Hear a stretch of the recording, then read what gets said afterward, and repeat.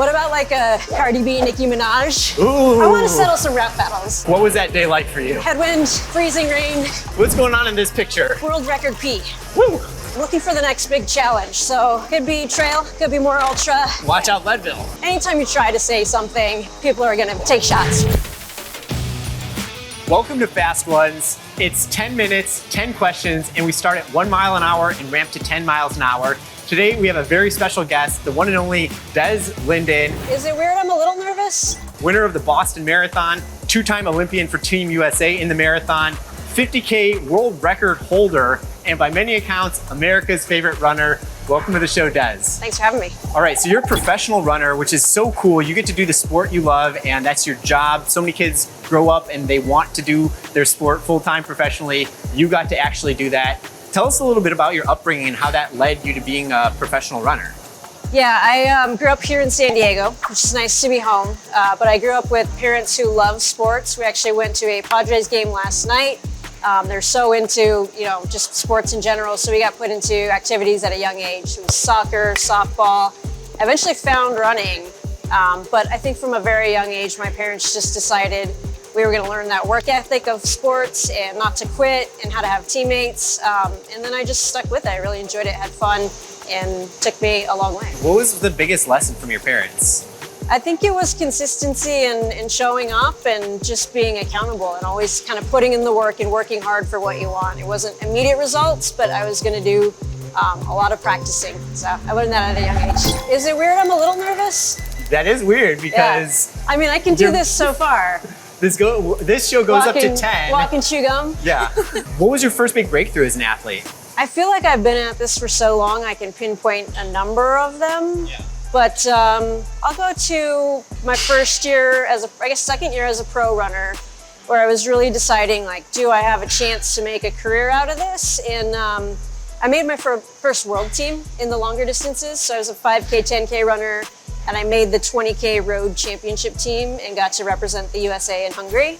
And I think that for me was this moment where it was like, oh, I can compete with these athletes. I can do it at this level. And then it was see how far we can go with it. What advice would you give to someone who's getting started in distance running? Whether they're a kid getting into it when you got into it or someone getting into running older in life, what would you say to someone who's getting into the sport? Plan for the long game. I mean, this is a sport you can do from when you're a kid to our age and even older. We have masters categories. People are running well into their late years. And so play the long game, be consistent, and just know that results aren't going to come tomorrow. But if you keep stacking work in and have fun with it, you'll see that progress. Nice. This is a strange. This is the trot. This is the canter trot speed. Okay, for this next question, this is a good one. All right. To have a Ketone-IQ shot. Here for this. Cheers. All right, cheers our cheers. pouches. Did you hear Capri Sun is launching bottles? They're going backwards. It's the end of an era. It's the end of an era. It's sad. It's a heartbreaker. All right, cheers. Okay, what's your most controversial take, Des, on fueling for distance running? Supplements in general, like people pinpointing them for certain things Yeah. when you can go to diet first. I think there's a lot of supplements that are out there that you can probably just eat food properly. Yeah. But people like really expensive pee. Yeah. I'm going to say that with Ketone-IQ, you got to do the work. There's this benefit that you can get if you're pulling every other possible lever, but it's not going to do your threshold run for you. It's not. I've tried. Yeah. I threw it out on the road and it didn't connect. Yeah.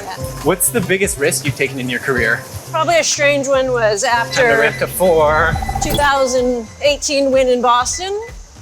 I changed up my training group and coaching situation. Yeah. And I think that obviously surprised a lot of people because after success, you think, well, it's all working. Yeah. And it was just time to shake things up to make sure I was having fun. And I think that contributed to longevity. How did that feel when you made that decision? It was hard. I mean, I think grew up doing team sports, cross country, track in high school as team, all the way through college. And, missing that component from something that's a very individual sport, all of a sudden was like, oh, I'm in this on my own. Yeah. And that was different. That was hard. It's cool how you reinvented yourself even after getting to, winning Boston's a pinnacle of American distance success. It's not bad. Yeah. If you had a billboard and you could put anything on it, what would you put on it? I think my billboard would just be a thank you to people who support the sport and that have supported me.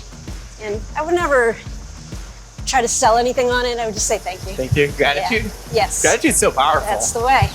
I find that whenever I'm having a bad day, if I just think of like 3 things in the present moment to be grateful for, like, oh, I'm grateful this treadmill exists, grateful to be here, grateful to be here with the crew. It's like, it seems like this antidote to a lot of other like stresses and depression and things like that. I agree. It's a beautiful message out to the world. Thank you. You got it. What non-conventional sponsor would you like? If you could wave a magic wand and have like, I don't know, a popcorn company or duct tape or whatever, like some. I'm a big music person. Yeah. So it would probably be like,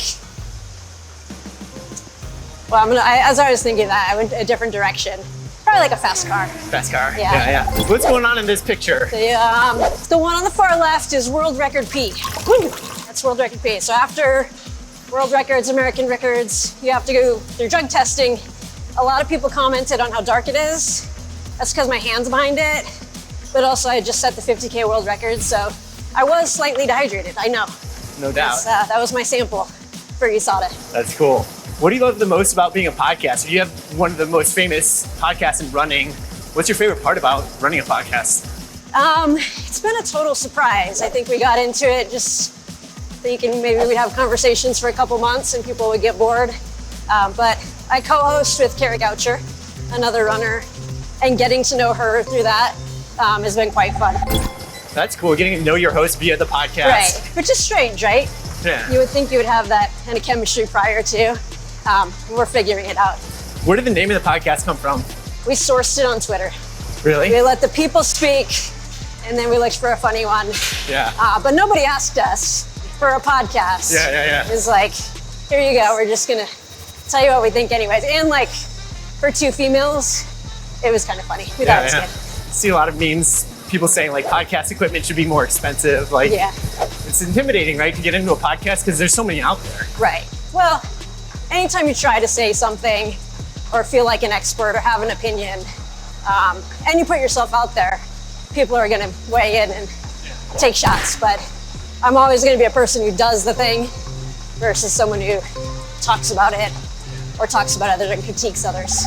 Okay. So, all right. Okay, what's the question you wish people would ask you maybe about something that not everyone knows about you?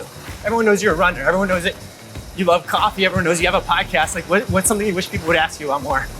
I feel like I'm really an open book. And I don't think there's been a question yet where I've thought like, holy smokes, that was really insightful and different. So I don't have an answer to that. I mean, I think the podcast has probably gotten some good ones. Right? You've seen like the New York Times, how to fall in love with someone, or you know, just in-depth personal questions. And none of those have bothered me yet. Yeah. Okay, so you've been running for 25 plus years. You're still cracking records. What's next? What's the forward look for you? A couple more road races, but I feel pretty satisfied with the road stuff. And I'm looking for the next big challenge. So could be trail, could be more ultra. Watch out, Leadville. Exactly. Maybe. That's on the bucket list for sure. What's your top memory from running? This might be an obvious answer, but probably winning Boston. Yeah. Yeah, I think such a great moment in general, but in 2011, I was 2 seconds from breaking the tape. So I finished second by 2 seconds, and it kind of haunted me for a lot of years. Yeah. So that was very satisfying. That's cool. Okay, time to bump it up. What's your dream lineup for 100 meters? We're seeing more exhibition races of, you know, non-specialists in the 100 meters go against each other. What's your dream lineup if you could put any 2 people on the track? It's really just a way to settle beef, right? You can have the biggest battle in history, but you got to line up and just win the race. Yeah. What about like a Cardi B, Nicki Minaj? Ooh. I want to settle some rap battles. I think that would be popular. Anything in the rap world would be really fun for me. Yeah, I like how you're thinking. Okay, one more. Okay, this is rapid fire round for the last minute here. Okay, what's top of your music playlist right now? Top of my music playlist. I really like the new Eminem. Oh yeah. That's been fun. I got some Range. Yeah. Noah Khan just released Live at Fenway. That's pretty great. Those 2 are topping the charts. I've heard the new Eminem. I'll check out that Noah Khan. What do you think? I think he's great. It's really well done. I think it's super, like so smart. Yeah. Okay, what's your go-to emoji? Probably the laughing with the tears. I'm usually sending memes. Yeah. What's your best breakfast? Breakfast burrito, Okay. easy. What would your last meal be? Sushi at the Tokyo Fish Market. Okay. Can I go to the place? Yeah. Or they're bringing it to me? You go. Okay. It's a freshness factor there. Yeah. Okay, mountains or beach? I'm in San Diego at the moment. Gotta go beach. Okay. Yeah. So we're at the end, and most other guests, we would stop here. We've done 10 minutes and ramped to 10 miles an hour. But you're a special guest, professional marathoner. So why don't you for a sec show us what it looks like at the pace that you were running when you won the Boston Marathon. Yeah. What did you finish in for that one? I think it was 2:29. Okay, so I that's around a 5:40 pace. Yeah, Okay, that'll work. or at 10.6 miles an hour. Let's see what we can get. Okay, so you're at the pace that you won the Boston Marathon at, but that wasn't just like a normal day walk in the park. What was that day like for you? Yeah, it was kind of the worst of the worst. A day where you just stay inside normally. Headwind, freezing rain. I think we were driving out and I was like, oh, is the road gonna be frosty? So pace wasn't great for a marathon time, but conditions were brutal. I was as sweaty as, like, what is this but rain, not sweat? Yeah, well, that's still incredible. You're hitting basically 10.6 on the treadmill for 2.5 hours in the worst like East Coast storm imaginable. Yeah. And that's what it took for you to win the Boston Marathon. It's pretty incredible stuff, Des.